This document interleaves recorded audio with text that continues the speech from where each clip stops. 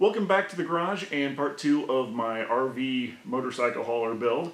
And so if you didn't see the first video, what I'm doing is I'm taking an old Ford E350 box truck and turning it into a custom camper. First video was all about removing the box from the truck. So now I've got a bare cab chassis to build on. So the job today is to build my body mounts that are going to support the camper frame. So what I did is I've been designing the whole thing in CAD. So I've got CAD models of everything including the body mounts. And they consist of a metal framework that I had laser cut that's going to get welded together, and some polyurethane isolators to give it a little bit of flex and remove some vibration. So the metal parts, I had these laser cut. There's 12 of them. There's going to be 6 on each frame rail. This part is a plate that is going, these 4 bolt holes will bolt it to the cross members that are going to be the base of the camper frame. And then there's these parts here which step it up. They're all laser cut and tabbed together so that they fit together nicely. This steps it up off a little bit from the frame. Then there's a thicker piece here that slots onto these, if I can get this all to line up. And here you can see that it's open on one side, so let's see if I can hold this without it coming apart. It'll be mounted like this, but I'll be able to get a wrench in here to tighten the bolt. And the bolt is going to go through, this part I obviously didn't have laser cut. This is just some DOM tubing that I cut to length myself and chamfered the end. But that is going to go into this thicker part. There'll be a bolt that goes through the whole thing and through the frame and through the rubber or polyurethane isolators. So what I'm doing for the polyurethane mounts is I'm casting myself out of some resin it's polyurethane resin. It's 2-part resin. You mix 2 parts of this to 1 part of this, and I do this in a mold, and you can get any shape you want. You'll see people do this for motor mounts sometimes, or suspension mounts even. Similar sort of idea. So in order to get the shape of this, what I've done is from my 3D CAD drawing, I was able to design molds that are just the inverse shape of the part I want. So I designed these in 2 parts so that it makes it a little easier to get the part out. So this goes together.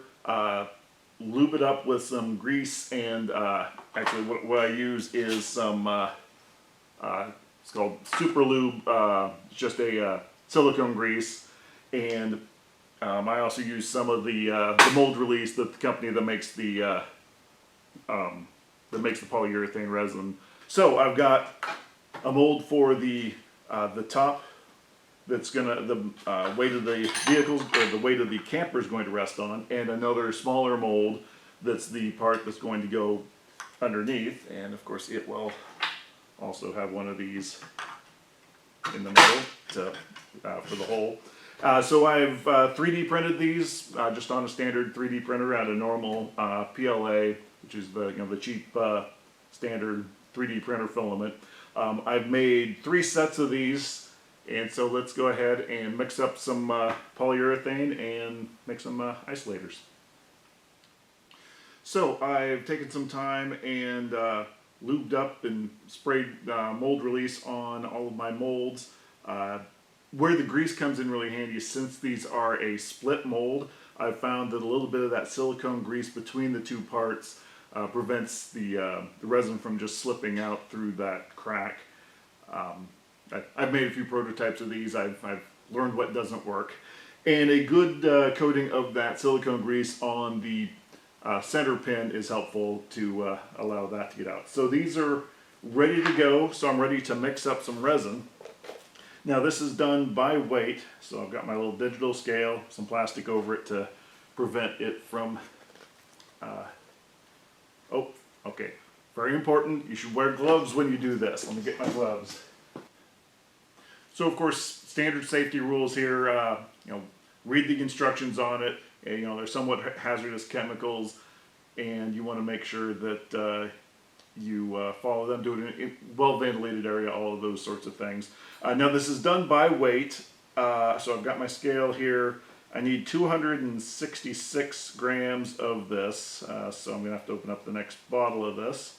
So this has a fairly limited shelf life, and I can tell that this bottle that I just freshly opened pours a lot easier than the stuff that I'd opened a few days ago. So it's tempting to buy the larger amount that's cheaper, but unless you're going to use it all, you're probably going to waste it. So that's 266 grams of that. Also, I'm putting in a little bit of blue dye. Let's put that, see if I can get this in frame here in the other camera. This also comes from the same company. Mostly I like blue, it'd look nice. You don't have to put any dye in, of course. You can just have a neutral color, but I wanted it to look nice. Now this stuff, extremely strong. 3 drops should be in about the right amount for this volume, which is hard to believe 3 little drops will do that much. 3.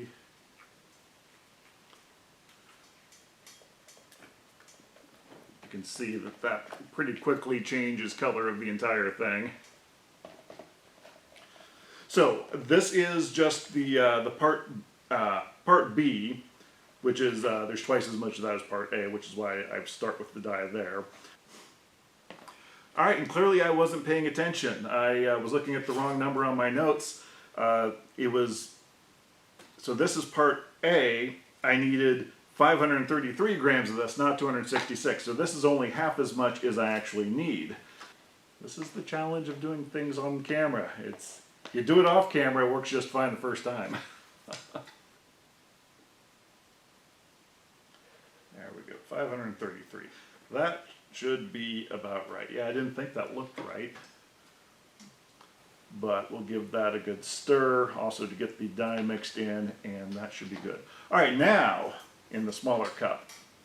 So we'll zero it with the smaller cup. And on this one, I need 266 grams. All right, at 267, close enough. So now's when you need to, you don't need to rush, but you need to be aware of the time, because once you mix them together, you've got about half of an hour. So let's pour that in.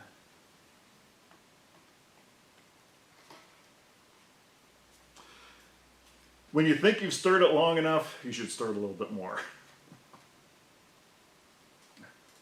All right, so now, one of the tricks, the way you would do this in a professional shop is you would put this in a vacuum chamber to suck out any of the bubbles. You're going to get some bubbles in it as you stir it, which is obviously not ideal. Those will be voids in your final part.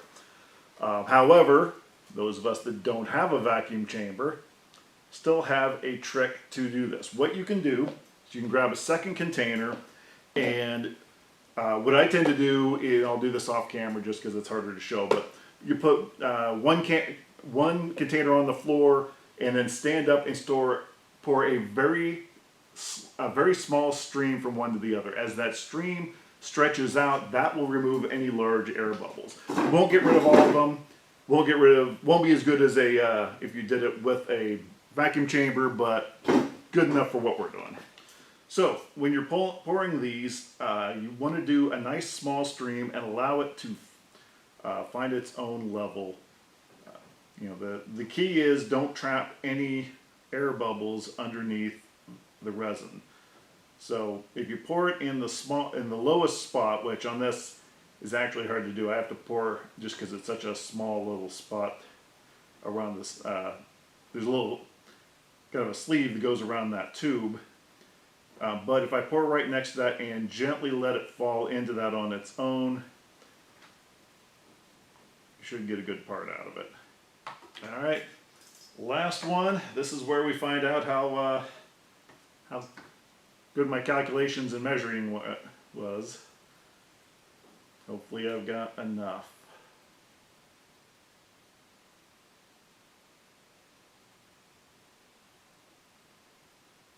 That looks good. Oh, that worked out just fine. I had enough, didn't waste a whole lot. Now the nice thing about this is, especially I've found if I leave a stick stuck in the resin or stuck in the polyurethane, tomorrow I can just pull that stick out, it'll stick to the polyurethane, and I can actually reuse these cups. So these need to set for about, I think they say 18 hours, so we'll come back tomorrow and we'll see the final part, and hopefully I can get them out of the molds. Well, through the magic of editing, it is now the next day, and hopefully you're hearing better audio than you did in the first of the video. I had a problem with my audio recorder, so I had to use the audio from the camera, but that's what happens when you're doing these things by yourself. So these things appear to be set up. Let's see if we can get them out of the mold. Actually, let's get you a good shot of this. You can see that nothing leaked out around it. As I mentioned, these seams in the past, one of the early ones I did, quite a bit leaked out of that and made a bit of a mess. The grease between the two halves of the mold appears to do its job. So duct tape comes off pretty well. And let's see if this tube comes out. Oh, that came out really nice. That's a good sign. So when I designed these, I put little notches between them so that I could get a screwdriver in, and I barely even needed the screwdriver. Hey, can't argue with that. That came out easily. It's fully formed. As I was pouring, I mentioned that there's a sleeve in the lower part that I was concerned about not getting air bubbles. That's this part through here. And that is fully formed. I don't see any voids in it. A few small bubbles in the top, which, as I mentioned, would be resolved if I had a vacuum chamber to put this under, but it's just a few near the top. I don't think that's going to harm the part at all. Let's make sure they all come apart. Yeah, that's the advantage of using quite a bit of that silicone grease, and along with the mold release and everything. I actually, one of my early prototypes, I had to destroy the mold because I didn't lubricate it well enough, but that's why we do prototypes. So all of them came apart really well, except for one that appears to be really stuck. The bottom part came off this just fine, but it seems to be pretty well stuck in this upper part of the mold. And I've found that sometimes I can get in there with the screwdriver. So this one, clearly I didn't get as much of the release agent and grease on it.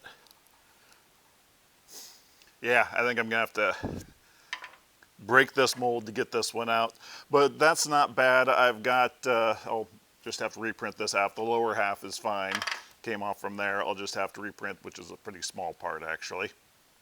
But the others came out just fine.